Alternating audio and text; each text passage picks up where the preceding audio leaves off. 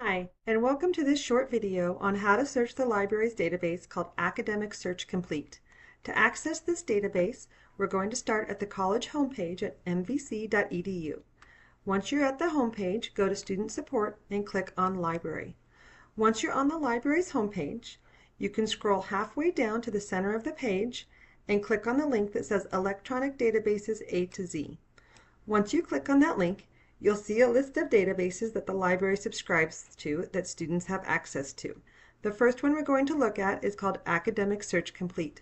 This is a general multi-subject database that provides the full text of magazine, journal, and newspaper articles.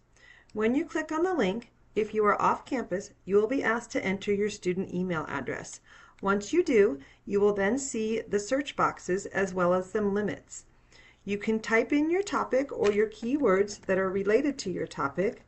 So if I want to write a paper on climate change, you'll notice that the database provides you with additional keywords or search suggestions. You can click on any of these if you would like. You can add as many keywords as you'd like in each search box. As you add more keywords, you will get fewer results. Once you've chosen your keywords or your topic, you can come down and place your limits on your search. We have gone ahead and limited to only the full text articles, so you will have access to everything. If you'd like, you can limit to peer-reviewed articles. If your instructor says that you need scholarly or peer-reviewed articles, this is a great box to check to make sure that you get the most credible and the most reliable research articles available. You can also limit by date range, so if your instructor says that you need to have things within the last year, the last 2 years, you can decide that right here. Once you've chosen your date ranges and all of your limits, you can then click on the search button. The next page you see will be a list of results. This is a broad search, so we're going to get a lot of search results. We have 126,599 search results. When you're looking at the list of results, it's important to notice what type of source that you're looking at, and the database will help you with that. You'll notice these first few on my list of results are peer-reviewed academic journals. So that is a very credible research article. As you scroll down, you'll notice that you have other options as well. So you'll see that we have a periodical here, a periodical here. These are magazine articles. These are also very useful, but do keep in mind that they are not quite as research-based as an academic or peer-reviewed journal article. Now, if you want to see the full text of an article, there's several ways to do that. You can click on the title of the article, or you can click on this Access Options button and click on the PDF or the online full text. I'm going to click on the article title, and that's going to give me a few more information about the article, such as the name of the journal, the type of document, as well as some additional subject terms. You can click on these and it'll do a whole nother search for you, or you can just keep a list of keywords that you might want to look at. You'll also see an abstract of the article, which is a summary of the article, so it gives you a much better idea of what that article is about to see if it's useful for you. Now at the top of this, you'll also notice there's several ways that you can interact with this article. You can save it. It'll give you a citation tool, which we will look at in a minute. You can add it to a project folder, and you can share it, which includes emailing it to yourself. So if you'd like to email this article to yourself, you can do that, and you can send that to any email address that you would like.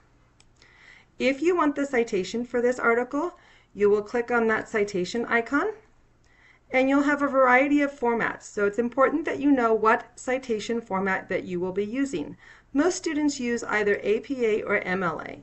So if you need the MLA citation, you will click on that, and then all you need to do is copy and paste that into your document or your assignment.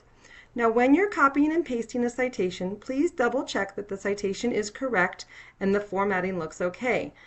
It depends on what type of browser or device you're using. The copy and pasting might look a little bit different, so just make sure that you double check it and that it's accurate. Now you can click on this results link and it will take you back to that list.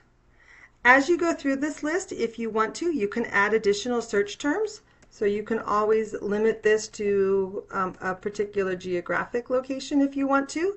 And as you do, you will get fewer results. So now we're down to 30,000, still a lot, but we're getting closer. Okay, so you can narrow your topic by adding additional search terms.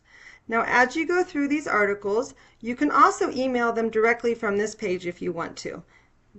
Tools are available to you, or you can add them to your saved folder by just checking off that little icon on the right, and you can add as many to your saved folder as you like. If you want to take a look at these, on the left you will see a link that says Saved, and that will show you all of the articles that you have saved. Now, if you would like to add them to a project, you can do that by creating a My EBSCO account. This is an account that you create. It's your own username and password, and once you create a My EBSCO account, it's really helpful so that you can keep track of different projects or different assignments for different classes, and then you can always log back into your My EBSCO account and go directly back to those articles and that project.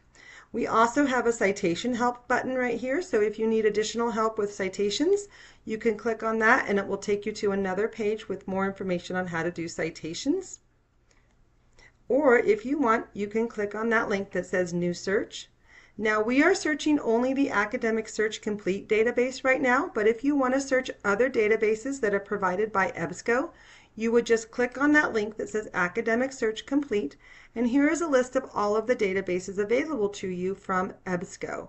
So you can search psychology, sociology, business, as many of these databases as you would like at the same time, so you don't have to search them individually. You can just check them off and see which ones you might like to search, and then you can do your search in all of those databases at once. So if you wanted to do a paper on Bitcoin or cryptocurrency, you can do that. And then you can see how many results you have from these databases. So this is just a brief overview of how to search our EBSCO databases, and specifically our Academic Search Complete databases.